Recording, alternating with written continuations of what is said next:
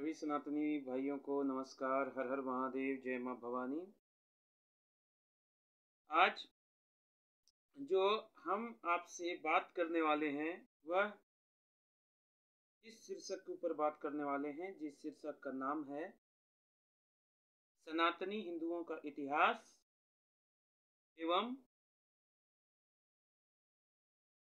हमारा भविष्य उज्जवल कैसे होगा। यानी हम सभी सनातनी बंधुओं का भविष्य उज्जवल कैसे होगा। आज हम सभी इसी टॉपिक के ऊपर बात करेंगे। तो जब आप अगर किसी ग्रंथ को पढ़ें, श्रीमद् भागवत पुराण या ये महाभारत, तो आपको तो यह पता चलेगा कि द्वापर युग के अंत तक हमारा राष्ट्र पूरी तरह से सुरक्षित था। और जब द्वापर युग में जो महाभारत का युद्ध हुआ उसमें हमारे बहुत सारे योद्धा मारे गए। जब योद्धा मारे गए उनके साथ कुछ शक्तियां थी, उनके साथ में बहुत सारी विद्याएं वो भी नष्ट हुई। उसके बाद धीरे धीरे द्वापर युग का अंत हुआ, कलयुग आया। और कलयुग के बाद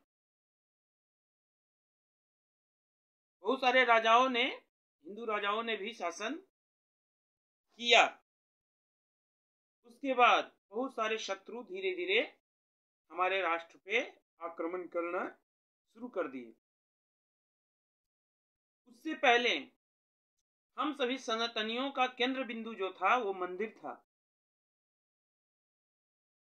यहाँ तक कि मुगलों के काल तक भी हम लोगों का जो केंद्र बिंदु था किसी भी कार्य को करने के लिए वह मंदिर था।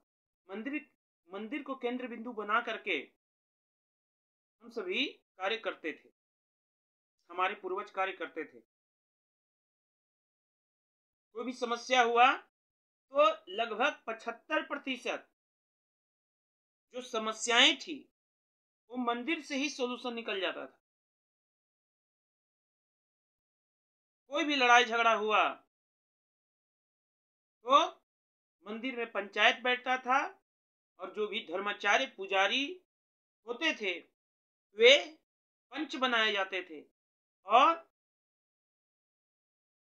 निर्णय हो जाता था।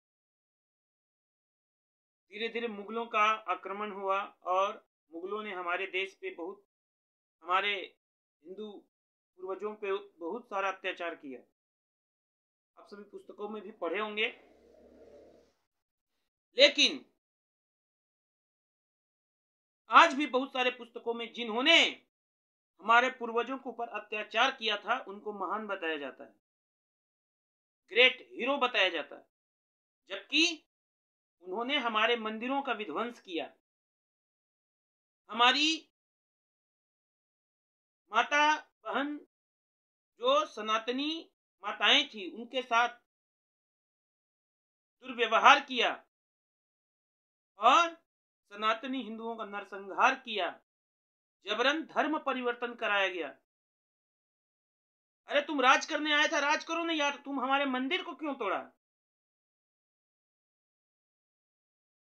ये सारी घटनाएं हुई। फिर भी उस समय तक भी, मुगल काल तक भी हम सभी सनातनियों का केंद्र बिंदु जो था वो मंदिर ही था। यही कारण था कि कितना भी मुगल अत्याचारी थे फिर भी हमारे पूर्वजों ने हार नहीं मानी थी। युद्ध निरंतर जारी था और जब धर्म युद्ध निरंतर जारी रहे तो उसे हार नहीं कहा जा सकता। उसके बाद में हमारे राष्ट्र पे अंग्रेजों का आक्रमण हुआ। उन्होंने भी हमारे ऊपर बहुत सारे अत्याचार किए और हमारे मंदिरों को सरकारी कब्जे में ले लिया। हमारा गुरुकुल धीरे धीरे नष्ट किया गया और गुरुकुल की जगह स्कूल खोल दिया गया, क्योंकि गुरुकुल जब था तो हमारे राष्ट्र में कोई बेरोजगारी नहीं था। बचपन से ही रोजगार के बारे में रोजगार सिखाया जाता था और गुरुकुल की शिक्षा लेने के बाद, गुरुकुल की विद्या ग्रहण करने के बाद कोई भी व्यक्ति, कोई भी बालक बेरोजगार रहता ही नहीं था। बेरोजगारी क्या होता है यही किसी को नहीं पता था। सब अपना अपना काम में गुरुकुल से निकलने के बाद लग जाता था। तो सबसे पहले मुगल तो आए, हमें जबरन बहुत सारे अत्याचार किए हम लोग के ऊपर, लेकिन वे हमारे मस्तिष्क को गुलाम नहीं बना पाए। हमारे शरीर को तो गुलाम बना लिया, लेकिन हमारे मस्तिष्क को गुलाम नहीं बना पाए। लेकिन जब अंग्रेजों ने देखा कि नहीं, ये हिंदू बहुत शक्तिशाली हैं, इन्हें हम चाहेंगे कि शरीर से इन्हें गुलाम बनाएं और बहुत दिनों तक शासन करें, तो ऐसा संभव नहीं है। जब तक इनके दिमाग को गुलाम नहीं बनाएंगे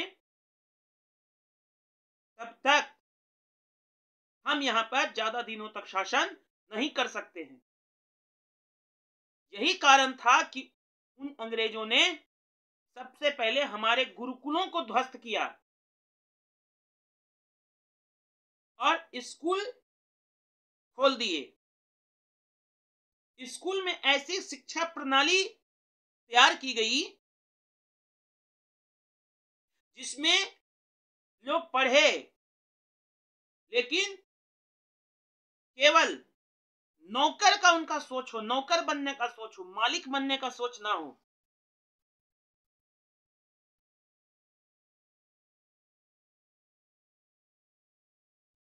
गुलाम का सोच हो,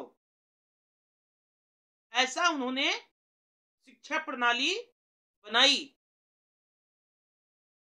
ताकि देखने में तो वो हिंदू के जैसा ही लगे, सनातनी ही लगे, लेकिन उसका दिमाग गुलाम हो। किसका? अंग्रेजों का, विदेशी लोगों का गुलाम हो, नौकर का उसका सोच हो। और आज भी हमारे स्कूलों में वही सिखाया जाता है, पढ़ो लिखो नौकरी करो, पढ़ो लिखो नौकरी करो। मालिक बनने के लिए नहीं सिखाया जाता है।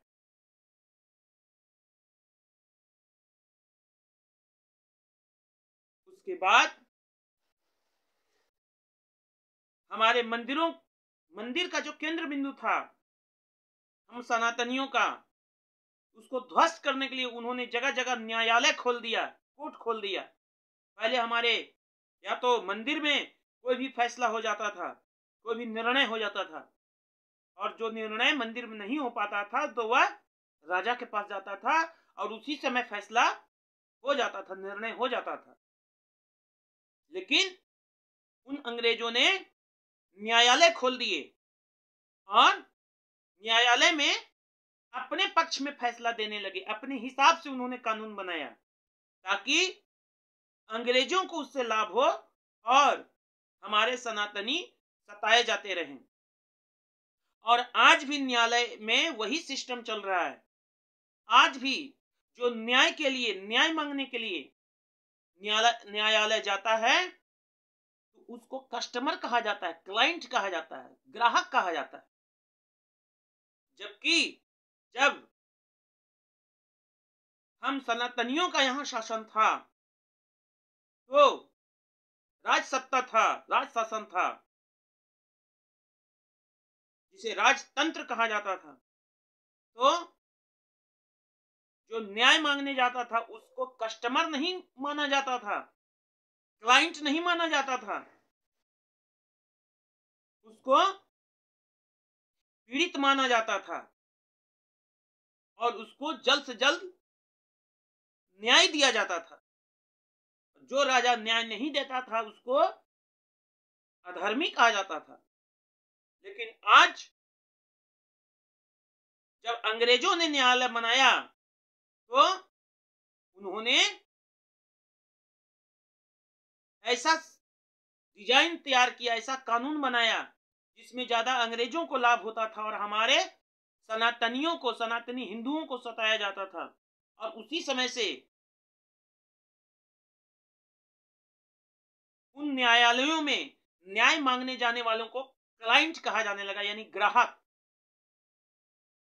जबकि न्याय जो मांगने जाता है वो पीड़ित होता है, दुखी होता है, उसके ऊपर अत्याचार हुआ रहता है और उसको क्लाइंट कहा जाता है, उससे फिर पैसा लिया जाता है और इधर केस चलते रहता है, उसको तारीख पर तारीख मिलते रहता है एवं तारीख पर तारीख मिलते रहता है, उसका चप्पल घिस जाता है और पता चलता है कि कोर्ट का चक्कर लगाते लगाते व्यक्ति का मृत्यु हो जाता है। उधर व्यक्ति का मृत्यु हुआ और इधर केस बंद हो गया। ये सिस्टम उसी अंग्रेजों के जमाने से चल रहा है, जिसको परिवर्तित करने की आवश्यकता है।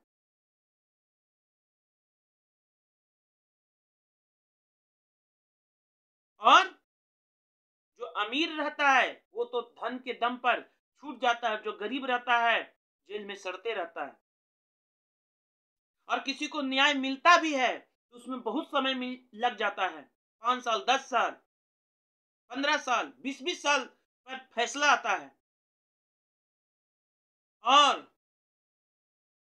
देर से मिला हुआ न्याय भी अन्याय कहलाता है। और यह अन्याय अंग्रेजों के जमाने से इस देश में हो रहा है। उसके बाद अंग्रेजों के खिलाफ भी विद्रोह हुआ और बहुत सारे हमारे क्रांतिकारी वीर बलिदानियों ने बलिदान दिया और 1947 में हमारा देश आजाद हुआ। लेकिन देश तो आजाद हो गया, लेकिन हम सभी सनातनी आज भी गुलाम हैं, ऐसा मुझे अपने अंदर से महसूस होता है। क्योंकि जब सारा राजनीतिक पार्टी और सारा राजनीतिक नेता उस समय का स्वतंत्र दिवस मना रहा था, उस समय भारत में हिंदू मुस्लिम राइट हो रहा था। और जितना अत्याचार मुगलों और अंग्रेजों के समय में भारत में हुआ, उससे कहीं ज्यादा अत्याचार हिंदुओं के ऊपर देश के आजादी के बाद हुआ।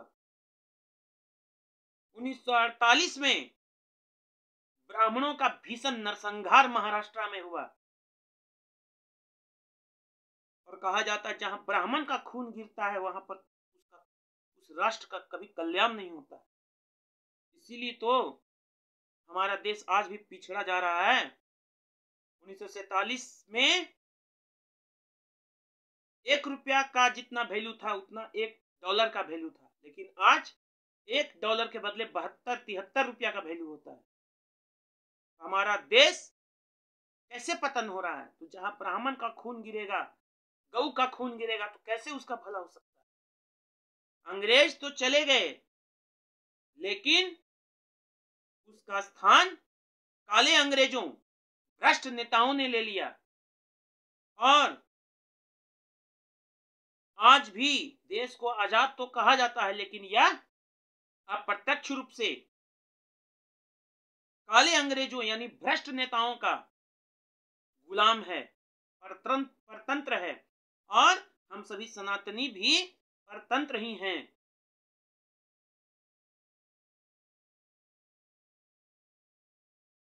उसके बाद में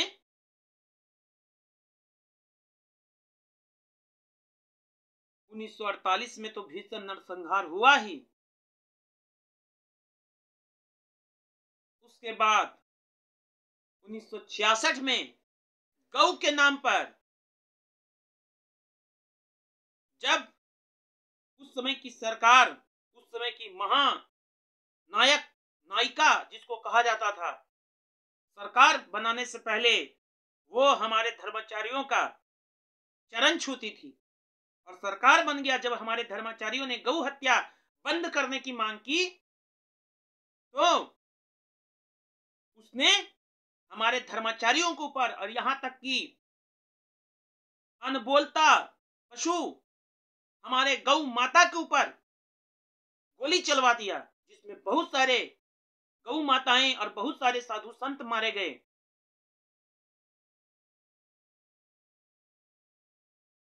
इसी तरीके से बहुत सारा अत्याचार हमारे देश में हुआ है। उसके बाद में कश्मीर में सनातनी हिंदुओं को मार मार कर रातों रात भगाया गया और हमारी बहुत सी स्त्रियों के साथ जबरन सील भंग किया गया। हमारे मंदिरों को वहां तोड़ा गया और कश्मीर को पंडितों से विहीन कर दिया गया। आज भी वहां पर कश्मीरी पंडित जाने से डरते हैं और ये सब इन्हीं राजनीतिक नेताओं के रहते हुए शासन में हुआ।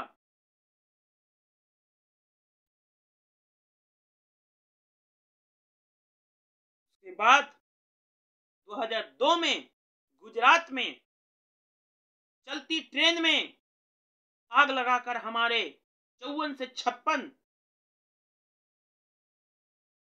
सच्चे सनातनी हिंदुओं को जिंदा जला दिया गया। और जब हिंदुओं ने प्रतिकार किया तो फिर से पुलिस ने उसके ऊपर गोली चलाया और 300 हिंदू मारे गए।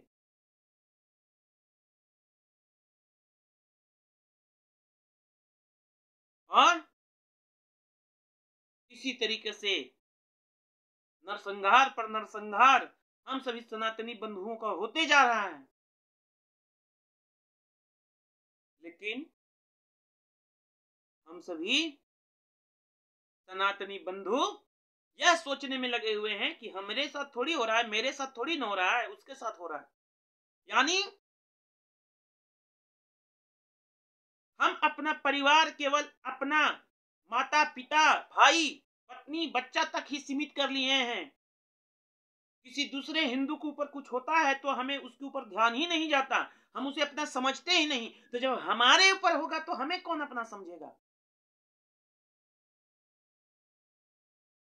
ये सारी बातें हम सभी को ध्यान देने की आवश्यकता है। 1947 के बाद सभी राजनीतिक नेता अच्छा मंत्रालय लेने में लग गया जिसमें ज्यादा पैसा मिलता है, लेकिन शिक्षा मंत्रालय दूसरे पंथ को मानने वाले को दे दिया गया जिसका सनातन में कोई विश्वास नहीं था। और उसने ऐसी शिक्षा, ऐसा इतिहास पढ़ाया, ऐसी ऐसी बातें पुस्तकों में लिखी जिससे हिंदू अपने आप को कमजोर महसूस करे। मुगलों का महिमा मंडन किया गया और हमारे सनातनी योद्धाओं को भुला दिया गया। उसके बाद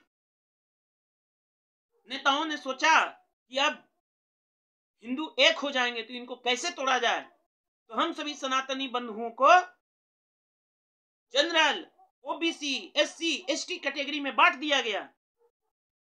और मैं आपको बता दूं, ये सब कैटेगरी तभी तक है जब तक इस देश में हम सभी बहुसंख्यक हैं। जिस दिन हिंदू इस देश में अल्पसंख्यक होगा, जनरल खत्म, ओबीसी खत्म, एससी खत्म, एसटी खत्म और केवल हम लोगों को हिंदू समझा जाएगा और नाम पहचान करके हमारा दमन किया जाएगा, हमारा धर्म देख करके हमारा दमन किया जाएगा। इसीलिए सभी बंधुओं से आग्रह है, ये सब नेताओं के चक्कर में मत पड़िए, इनके मार्ग पर चलना बंद कीजिए। और ये आपके मालिक नहीं है, आप इनके मालिक है। ये कितना बड़ा पद पर हैं तो इनको तनख्वाह मिलता है, तनख्वाह लेने वाला नौकर कहलाता है, मालिक नहीं। मालिक हम हैं, हम सनातनी बंधु मालिक हैं। हम इस देश में रहने के लिए कोई तनख्वाह नहीं लेते हैं, ऊपर से टैक्स देते हैं। तो हम मालिक हैं, नेता हमारे मालिक नहीं हैं। नेता हमारा नौकर है, नेता पर लगाम कस के रखिए, वो हमारा गुरु नहीं है।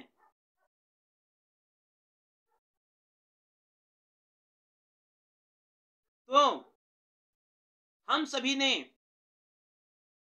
इन्हें नौकर बनाने की जगह अपना मालिक बना लिया। इनको, इन राजनीतिक नेताओं को मालिक के साथ साथ गुरु बना लिया और अपने गुरुओं को बात सुनना बंद कर दिए, अपने गुरुओं की बात सुनना बंद कर दिए।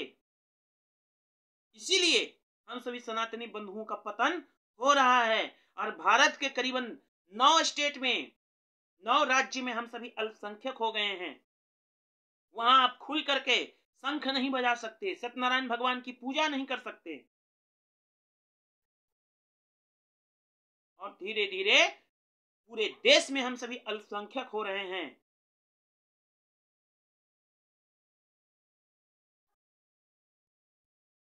ऐसा क्यों है? क्योंकि हम सभी ही धर्म के रास्ते से भटक गए हैं, पदभ्रष्ट हो गए हैं। अब आप आपस में ही लड़ते रहते हैं छोटी छोटी बातों को लेकर के।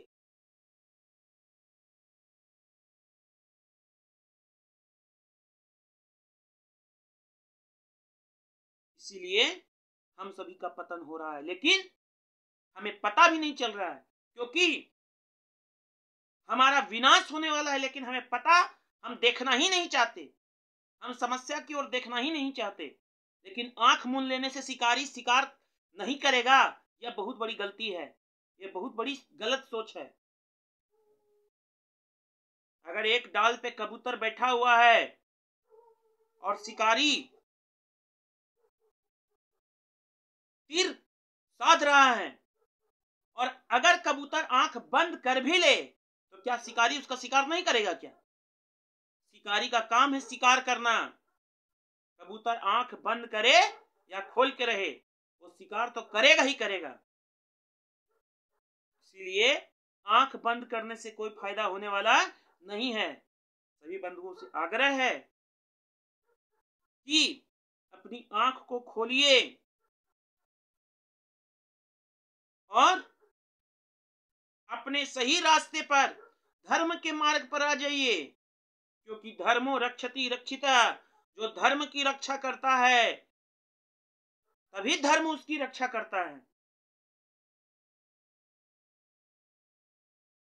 और हिंदुओं को कैसे तोड़ा जाए, ऐसा इन राजनीतिक नेताओं ने सोचा तो और क्या कर दिया, और अच्छा अच्छा नारा दिया, अहिंसा परमो धर्म, ताकि हिंदू हथियार ना उठाए, हिंदू का दमन हो, हिंदुओं के ऊपर अत्याचार हो तो वह प्रतिकार भी ना करे, शस्त्र भी ना उठाए।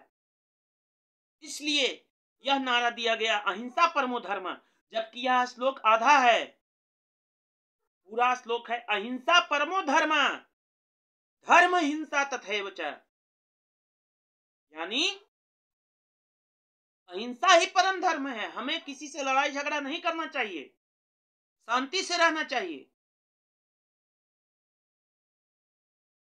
आपस में मिलजुल के रहना चाहिए। लेकिन धर्म के ऊपर बात आ जाए, राष्ट्र के ऊपर बात आ जाए, अपने समाज के ऊपर बात आ जाए, अपनी माता बहन बेटी के ऊपर बात आ जाए, तो धर्म के लिए हिंसा करना ही परम धर्म है। अहिंसा परमो धर्म, धर्म हिंसा तथैव च, यानी धर्म की रक्षा के लिए हिंसा करना धर्म युक्त है, धर्म है। उसके बाद और हिंदुओं का दमन किया जाए, तो ऐसा नेताओं का सोच था। तो उन्होंने और क्या किया, तो नारा दिया, छोटा परिवार सुखी परिवार। तो और दूसरा पंथ वाला तो नेता लोग को तो पैर की जूती समझता है, तो उन पंथ वालों ने तो इन नेताओं की बात का कोई वैल्यू नहीं दिया, वो अपना जनसंख्या बढ़ाने में लग गए और आज उनकी जनसंख्या बहुत ज्यादा बढ़ गई है। लेकिन हिंदू अपने गुरुओं को, शंकराचार्यों को, अपने धर्माचार्यों को, पुजारियों को गुरु मानने की जगह इन पापी अधर्मी नेताओं को अपना गुरु बना लिया और उसके बाद को फॉलो करते हुए अपना जनसंख्या घटा लिया। क्योंकि छोटा परिवार सुखी परिवार, ऐसा उन नेताओं ने नारा दिया था। जबकि छोटा परिवार सुखी परिवार कभी नहीं होता है। सशक्त परिवार सुखी परिवार होता है। हर घर में 4-5 लड़का होना चाहिए, योद्धा होना चाहिए। लक्ष्मी, काली, सरस्वती, हम लोग तीनों के पूजक हैं। यानी विद्या, ज्ञानी भी ज्ञान हमारे अंदर होना चाहिए, शिक्षा होना चाहिए, लक्ष्मी धन होना चाहिए। और धन के साथ साथ हमारे घर में 4-5 हर घर में योद्धा होना चाहिए। क्योंकि हम लोग काली के पूजने वाले हैं। लक्ष्मी, काली, सरस्वती तीनों की जो पूजा करता है, तीनों के मार्ग पर चलता है, वही शक्तिमान बनता है। लेकिन हमने छोटा परिवार सुखी परिवार नेताओं का बात सुने और अपने परिवार को छोटा कर लिए। और पता चला कि छोटा होते होते हम लोग इतना छोटा हो गए हैं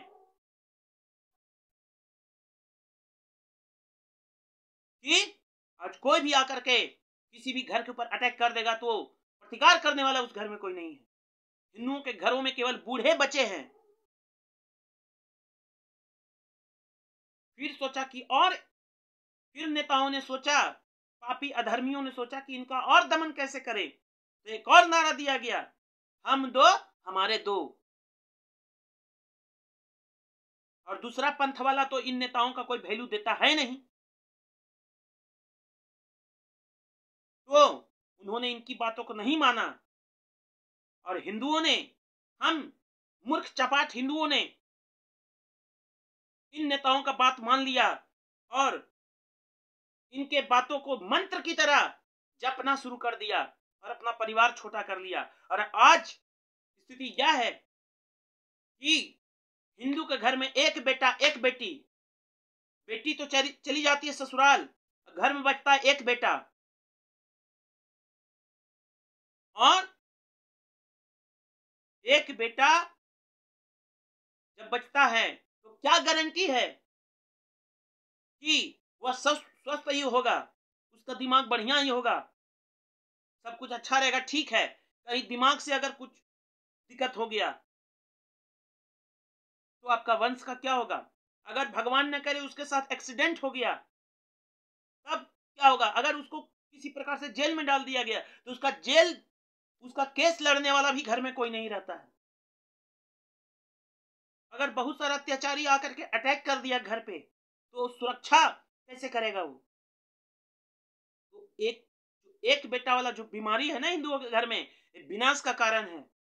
और अब तो हम दो हमारे दो से हम दो हमारे एक पर आ गया हिंदू। और इस तरह से कर करके हम सभी सनातनी भाइयों को दमन किया गया और आज भी यही सब जारी है।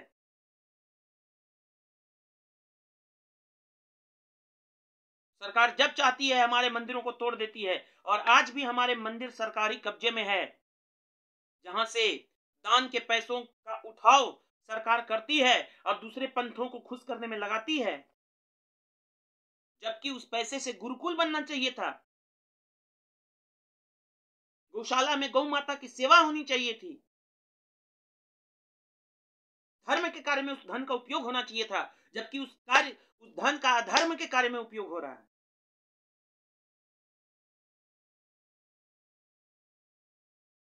और हम हिंदुओं की भी मानसिक स्थिति ऐसी है कि दूसरे हिंदू की हम लोग सहायता नहीं करते हैं। अगर उसके ऊपर कोई अत्याचार कर देता है तो एक हिंदू बीच में घेरा जाता है और मार दिया जाता है और उसकी कोई सहायता करने वाला भी नहीं होता। और कोई सहायता करना चाहता भी है तो पहले उसका जात पूछता है, जात सोचता है कि कौन जात के हैं। जबकि जात हम सभी का एक ही है कि हम लोग सनातन धर्म को मानने वाले सनातनी हिंदू हैं। जब हमें बांटना रहता है तो लोग हमारी जात पूछता है, कैटेगरी पूछता है, पंडित हो कि राजपूत हो कि ब्राह्मण हो कि लाला हो कि यादव हो कि भाट हो। जब काटना रहता है तो धर्म पूछता है। जब बांटना रहता है तो कैटेगरी पूछता है, जनरल हो कि ओबीसी हो कि एससी हो कि एसटी हो। लेकिन जब हमारा दमन करना रहता है तो हमारा केवल धर्म पूछता है, कौन धर्म के हो।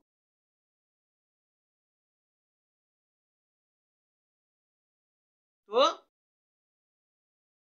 आपस में मिलजुल के रहिए और धर्म के मार्ग पर आ जाइए तथा अपने धर्म की रक्षा के लिए, धर्म को, अपने समाज को मजबूत करने के लिए काम कीजिए। अगर अच्छे से आप सभी अपने गुरु, हमारे गुरु केवल शंकराचार्य हैं, कोई राजनीतिक नेता नहीं। हमारे धर्माचार्य, हमारे शंकराचार्य, हमारे महामंडलेश्वर, हमारे ब्राह्मण, पुरोहित, आचार्य, धर्माचार्य, मंदिर के पुजारी, यही हमारे गुरु हैं, आचार्य हैं। बाकी कोई नेता, भ्रष्ट पापी अधर्मी नेता जिन्होंने हम लोगों का इतना साल तक दमन किया, ये हमारे ना मालिक हो सकते हैं ना गुरु हो सकते हैं। एक विशेष पार्टी का आदमी हमसे कह रहा था कि गाय अगर घर छोड़ करके चले जाए किसी कारण से, तो शाम को वो मालिक के घर ही आती है। तो हमने उससे कहा कि यही तुम्हारे अंदर सोच है कि हम हिंदुओं को तुम पापियों ने गाय समझ करके रखा है, तुम राजनीतिक नेताओं ने, और अपने आप को मालिक समझ के रखा है, जबकि मालिक हम हैं और नौकर तुम हो, भिखमंगे तुम हो, वोट मांगने के लिए तुम आते हो, हम तुमसे वोट मांगने के लिए नहीं जाते हैं। तो मांगने तुम आते हो, हम वोट देने वाले हैं, तुम वोट लेने वाले हो। तो देने वाला बड़ा होता है, लेने वाला नहीं। तो हम मालिक हैं, अपने आप को मालिक समझने की भूल मत करो। ऐसा हमने उस राजनीतिक नेता से कहा और वह चुपचाप वहां से चला गया। तो इनको ना मालिक समझिए ना गुरु समझिए, ये केवल वोट के याचक हैं। इनको वोट दीजिए, लेकिन जिसको भी वोट दीजिए उससे आंख में आंख मिला करके सवाल पूछने की भी क्षमता रखिए और उससे अपना काम करवाने की क्षमता रखिए